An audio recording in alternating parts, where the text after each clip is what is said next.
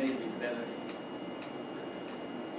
Father took him to a bookstore downtown Detroit where he bought two amazing story magazines. And they had letters in the back, one from Detcon and one from Ben Singer. And when I came back from the Navy, I called with the two numbers, and Ben, who wanted an answer, and told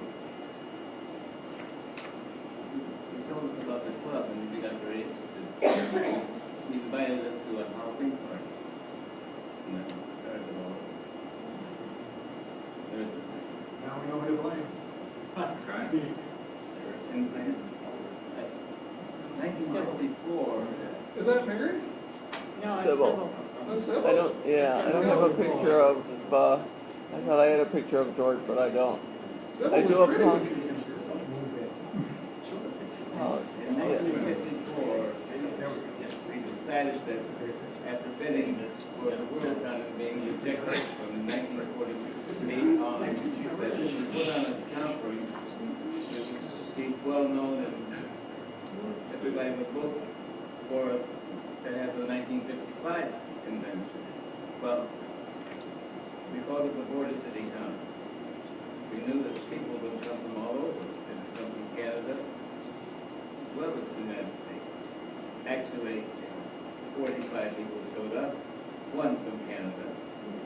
Now, when it came time to talk about a banquet, George Young wanted to guarantee 300 rooms at the banquet field. And we talked them down to 100. Well, we sold 35, gave 2 away, and we charged for 75. And the only way we paid for them is because Howard donated a set of astounding Detective magazine for an auction. And we had a picture that was painted by Ray Bean's mother. And Harlan Nelson did a bang-up job. I believe it was a full set. Yeah, and we had a picnic. on Belle Isle. And Harlan got lost or... No, Harlan wanted to come back.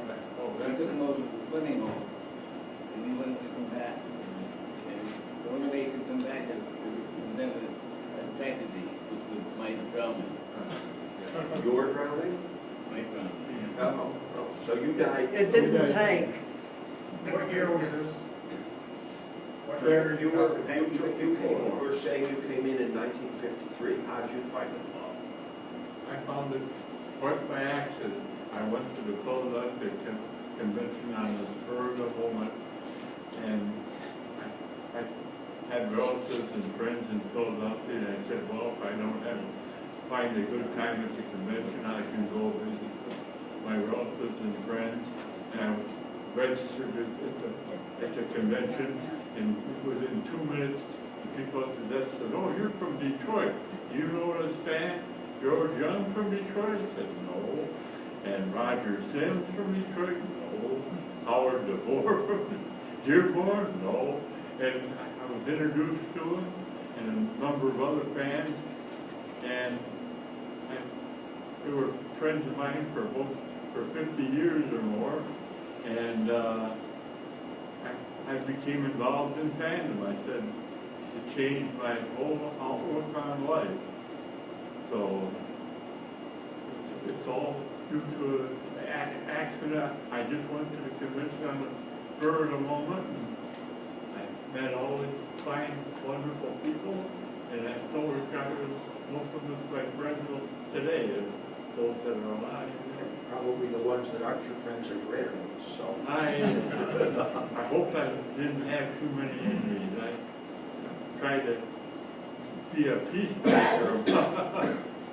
Well, with Howard involved, I suspect there was a need for a lot of that. When George Young was involved, there was a need for a peacemaker. Before we get too deeply into the 1950s, let's go back to the early part of the 1950s because of what happened down in New Orleans, which involved rooms 770 party, which is the most famous party in all of fan history. And Roger was one of the people who owned that room during the convention. I took a bus with Agnes for up to New Orleans. We stopped in Atlanta, Georgia, and two earnest young men get on the bus. They walk to the back, sit down. I said to Aggie, they're fans, they're going to the convention. She said to me, you're crazy. And I said, I don't care, I'm going to go back and talk to you. And they were Max Eastler and Rich Ellsbury. right? Max is dead and Rich is happy. Well, when we got to the hotel, I asked for a room for 4, and they gave me room 770 for 4 beds. This is at the St. Charles Hotel. Right, this is no more. You say that Ed Cuss didn't sleep in his bed the first 2 nights. Ed's up in the lobby because his bed was occupied by Yellow Heart. Most of the time, my bed was occupied by Beats and Bob Johnson. So how did the party get started? How did the party get started? Frank called up and talked to Rich and said, why don't they come down and talk to you about Kenton? And with that, everything happened. Everything? Can you be a little more specific? One of the more wonderful things that happened is that a gentleman, I use that word loosely, had too much mint, fandom to mint, and lobster. Oh, maybe we don't need to hear so many specifics here. It wound up in the sink.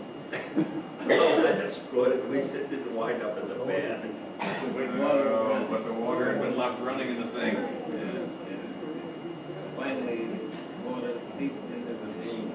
Oh, no. You said there was a parade through the room at one point. Yeah, there was a parade on and over the beds. At one point, one bed collapsed.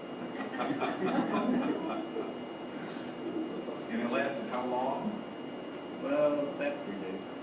Some people say it lasted 23 hours, but actually lasted until the next morning. But I went to bed at 6 o'clock that morning, next morning. Then that night there was another party. In the same room or somewhere else? Same room. Ah, okay. Everybody was there. Judy Merrill, Fred Brown. There are some photos. Sam Moskowitz was there at one point, Dave Child. Anybody who was anybody. Everybody. How many people were at the Worldcon that year? And they all came through room 770? Probably. Yeah.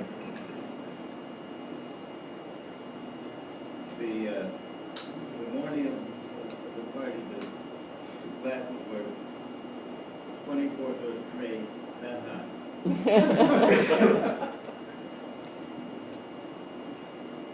Tell us some more about 1950s, man. What are some of the other things that happened? You mentioned there was an organization called the Morgan Botts Society.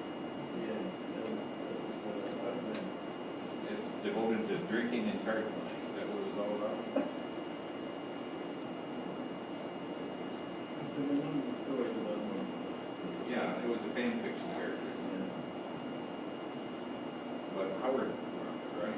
Because he was ticked off about something that happened with the main organization. He wanted to do a splinter organization.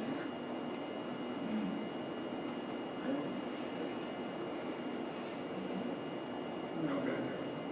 So you were both talking about, trying to get ready to bid for 55. You know, the Worldcon wasn't in Detroit at 55. What happened? Cleveland won. It was a very close race, and we decided to back Cleveland at the very end, I guess. I went to E. Evans and asked him to support him. He said, no, Cleveland got to me first. Okay. At the event, Sam Moskowitz was introducing the notable as a program book of the names. And the very first name that he said was Roger Sims. And the next words out of his mouth were, "Who the hell is that?" But I stood up anyway. Stairs and some polite applause. Now, why my name was first is because I made a deal with Nick Velasco, who was the chairman of the Detroit one. I was with Tim first, and the Cleveland one, he was with Steve first. That's why I was with Steve first. That's why he read my name, because he started with the first name on the list. So eventually Detroit did get the Worldcon. What did you do to campaign to work up to the detention? We had dollar bills good for one glass of beer. How was it, Fred, that you got to be roped into being co-chair of this big event? Well, Howard really didn't want to be put in the foreground of the convention, and so they stuck, and Roger was out of town really, so he was chairman because they pushed for all the other Detroit bids, and we put on the committee, and there was about 4 or 5 of us that did most of the work, and Howard did most of the letter writing, and then Roger took over a lot of the responsibility when he moved back into town, but it was a fly-by-night thing. Everybody was doing everything, and most of people were doing nothing. There was a report the convention started with Howard's quote-unquote lifeless body being dragged off the stage. That's right. That's because he said for many years, you have a... One need over my dead body. Right. There's And a picture of it downstairs. Come across some white tuxedo coats on sale, and we had... The black and white stripes. I don't put a... One of them, remember? We called it Detention. They were the dollar store. Oh, Yeah, Detention. yeah, and they put the stripes on there, and we'd come out in the striped shirts and drag Howard off the stage. Okay. A couple of things about the convention. We want to move on to the 60s shortly here because we got a lot to talk about, but there's 2 other things we would like to talk about. One of which was the event that went on for, what, 5 hours? At least. Tell us about that. The convention was supposed to start Saturday at 1 o'clock. At 1 o'clock, George was still building a scaffold for paintings by Scott Moore. More Scott Dollars. At 1:30, I opened the door and yelled at him, I'm opening the doors in 2 minutes, which I did. And because they were a half hour late, the panel for fanzine editors was put off until Sunday night when we had the beer party. And it started at 10 o'clock when the beer party started. And at 2 o'clock in the morning, it adjourned to Harlan Ellison's room where last and so forth. We had to close the beer party at 2 o'clock because Michigan law said we couldn't, the hotel couldn't have beverage circulation after 2 o'clock, and so we had a little bit of beer left. But about midnight, we started sending pictures of beer over to the party to keep they were running thirsty and they couldn't get out of the they wouldn't